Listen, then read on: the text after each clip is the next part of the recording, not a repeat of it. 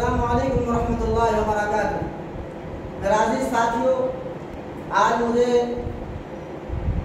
मेरे उस्ताद से मुहतरम की तरफ से एक जिम्मेदारी सौंपी गई है, जो कि हमारे असातिज़ और हमारे उस्ताद रोज़ाना ये वीडियो बनाया करते थे कि एक अल्फाज को 5 ज़ुबानों में कन्वर्ट किया करते थे।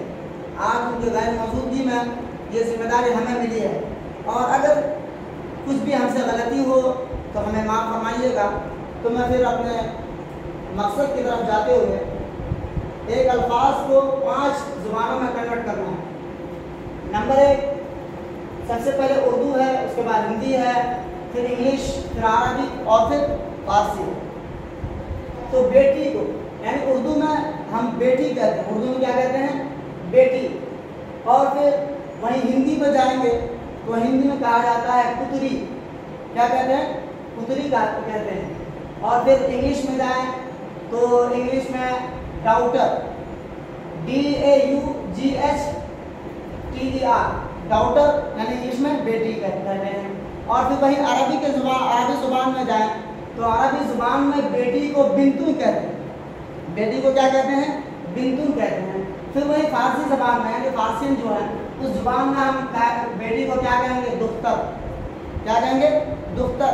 यानी हमें एक ज़ुबान यानी बेटी को उर्दू ज़ुबान में बेटी, फिर हिंदी ज़ुबान में पुत्री, इंग्लिश ज़ुबान में डाउटर, और अरबी ज़ुबान में बिंतुन और फारसी ज़ुबान में दुख्तर कहते हैं। अब फिर एक अल्फाज को आप 5 ज़ुबानों में कन्वर्ट कर दिया, आपको मालूम हो गया कि बेटी को 5 ज़ुबानों में क्या क्या कहते हैं। तो फिर अब दूसरे अल्फाज ये हैं खाला, जो हमारे माँ की जो बहन होती है उसको खाला कहते हैं। अब उर्दू में आपको खाला कहते हैं, यानी उर्दू में खाला, और हिंदी में मौसी, और इंग्लिश में मैटरनल आंट। असल है आंट, उसको बढ़ाने के लिए यानी फर्क करने के लिए मैटरनल आंट कहा जाता है।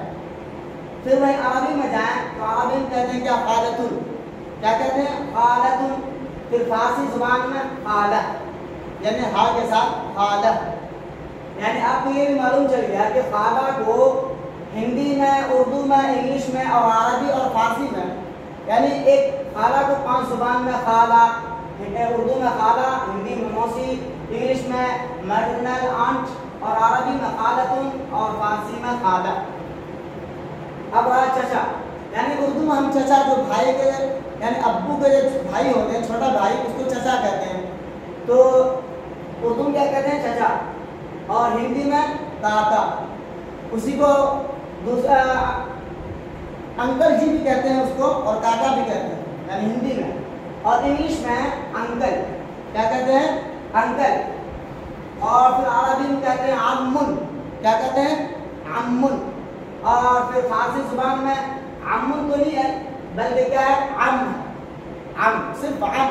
और अरबी में अम्मुन और फारसी में अम।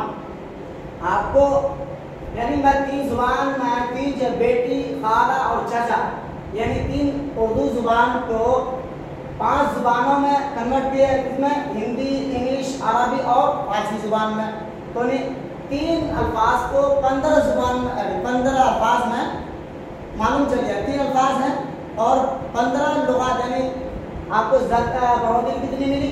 3 3 के 6 9 3 12, यानी 12 अल्फाज आपको ज़्यादती मिली।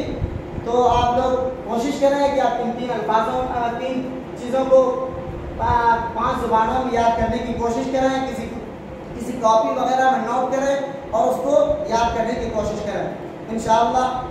और आगे हमारे उस्ताद साहब आएंगे इंशाअल्लाह, कल से वो भी आपको बताएंगे, और हमसे जो भी गलती हुई है, ख़ता हुई है, उनसे माफ़ फरमाएं। अस्सलामु अलैकुम।